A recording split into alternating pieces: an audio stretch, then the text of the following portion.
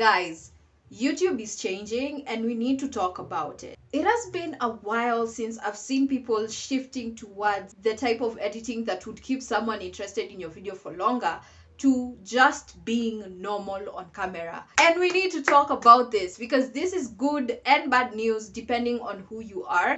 And we're going to talk about how this shift is going to affect you as a content creator and how you can make changes that will affect you in the right way. Okay, so first of all, in order for us to understand this shift, we also have to look back from the past. Now, when YouTube started, it actually started as a joke, and most of the people who are on here, they just used to create content for fun. You know, YouTube was a new thing and all of that stuff. And YouTube has evolved over time to a point where everyone now wants to become a YouTuber. It was not paying at the beginning, but now we are being paid. It was not sharing its ad revenue, but now it is. And so there has been that evolution with YouTube as time went by. And so right now we are in a new era where people want to feel more connected, especially from the perspective of the audience. I just don't want to be taken on a fast-paced video where I'm not even getting a sense of what is happening. I want to be taken on a journey in your particular video,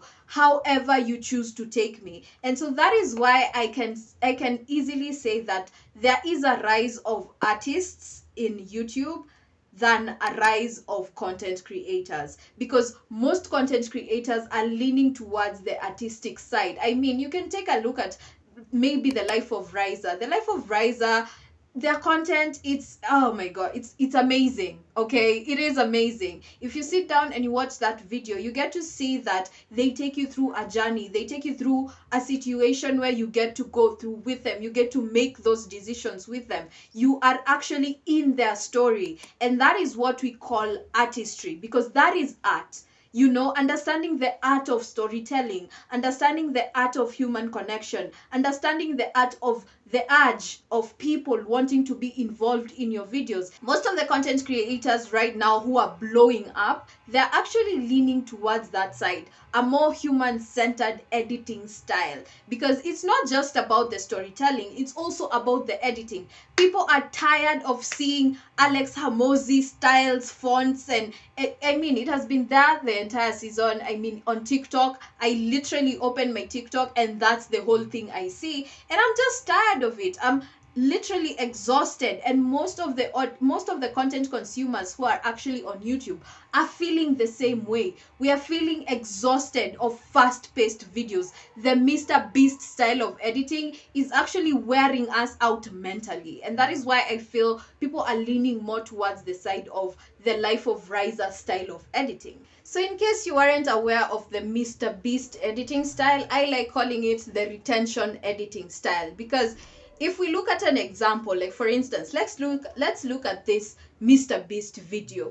The number of cuts you are getting in this particular video, they're literally more than the cuts I usually input in my own videos. Like, there are more than 10 cuts in the same instance, in the same point. In the intro, you can get like Mr. Beast does like 50 cuts at the same freaking time. For me, that's exhausting. Point number one, I personally don't enjoy Mr. Beast videos. I'm really proud of what he has been able to accomplish, but I don't enjoy it because that's just not my style. I'm not into the whole hype, fast-paced video. I feel like it gives me migraines to just watch those kinds of videos. And I'm sure there are so many people who are like that, just like me. And that's why you find that there are people enjoying my videos in a way that no one else enjoys it, because I edit it in the style that I want to watch it. I cannot sit down and literally watch Mr. Beast's video the entire way through, because I will get a migraine. I literally get headaches because it's too fast-paced for me. And that is why retention editing had been such a hype for people, because it was getting results. It was getting people to watch your videos, especially immediately you've launched it. It was literally feeding you your adrenaline rush. It was giving you what you wanted. But there are those of us at the side of the YouTube corner who literally like simple, slow pace. You don't have to be really slow and you don't have to be really fast. And that's how I tend to keep my videos. And so you need to understand that there are people who literally don't enjoy retention editing, but they enjoy a specific type of editing. And this will only come if you identify your ideal viewer. Who exactly are you trying to attract? So the new style of editing, I personally like calling it the human-centered editing style. I don't know what other people call it. At the end of the day, I'm trying to connect with my viewer. I'm trying to connect with you on a human level. I want to show you I'm not just a robot, because I don't expect you to be a robot to sit through my videos. People who are below 25 years of age, they can enjoy Mr. Beast's video. I mean, their heads can literally process that information as fast as he wants them to. But people like me, we are old, man. We are old. So I like calling this the human-centered approach of editing, because I feel it's more of connecting to a human being. The way you're editing your video is connecting to the person who's watching you. They're really getting a glimpse of who you are as a person, because they get to see you present yourself, they get to see your expressions, they get to see all those things that make you human. They get to feel connected. And that's why you see most YouTubers like Ali Abdal, they now have launched they've launched a vlog channel where they get to show you behind the scenes. They get to show you how he's able to do XYZ things in his business. I mean, we've seen Stephen Burlett actually launching a new vlog channel because they want to show you that behind the CEO of a diary podcast, there is a human being. There is someone who runs these things. There are challenges you get to face. They are giving you what you're asking for. And that's why I feel there's that shift in the YouTube spectrum, because people are now moving back and cutting down on the hype and the fast pace and all those things that came with being a YouTuber, excited to be a YouTuber. The Mr. Beastification of YouTube, it's now going down because people want to feel connected.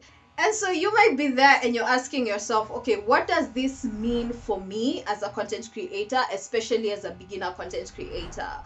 Well, it means you need to identify who you want to reach. Guys, it's important you sit down and you try to figure out what kind of audience you want to attract and what's their mannerisms, because it all bubbles down to that. The person who sits down to watch your video, there's something they're trying to get out of you, and there's a way they want it to be delivered to them. And so you need to figure out, okay, if I am creating content for someone who wants to be a content creator, what is their age? Because if they're teenagers, you need to actually use the Mr. Beast style of editing. If it's someone who's between the ages of 25 to 35, kind of like my audience, they're slow paced. Guys, you need to take them through step-by-step process. And that's why you can find that most of the videos that I post on my YouTube channel are step-by-step videos, because I want you to take me through a step-by-step process. But if you're creating content for someone who's an investor, you can literally sit down and talk your entire video, and they will watch the entirety of that video, because an investor is not looking for the edits. An investor is looking for the information, and so they can literally sit down through your entire video. So you need to also assess the quality of your audience. Who are you trying to attract? What is their age? What are their mannerisms? What are the things that they enjoy? And if you feel that you cannot figure that out, look at yourself. What do you enjoy on YouTube? Are you enjoying fast-paced editing, or are you enjoying slow-paced editing? Are you enjoying middle, like the best of both worlds? Or are you specifically just an information-based person? You need to understand and assess who are you trying to serve. And that way, you're going to be able to actually see the type of editing that you need to implement. So if you are there and you're asking me, okay, what else should I know? The only thing you should know is that change is always going to be there, and you need to adapt to change. But the only way to beat this is to identify your own unique way of doing things. The way that I edit my videos is very unique to me, and that's why I won't change a thing about it. Find your own unique way of doing things, and even if the tides come and everything else is changing, you won't have to change with it because that's unique to you. So if you did enjoy this video, then make sure to give me a thumbs up. Subscribe to the channel if you haven't done so already. I did a video talking about the things you need to know, especially as a content creator, for you to succeed on YouTube. I'm going to include it right here for you to actually watch it, and I'm going to see you in that particular video.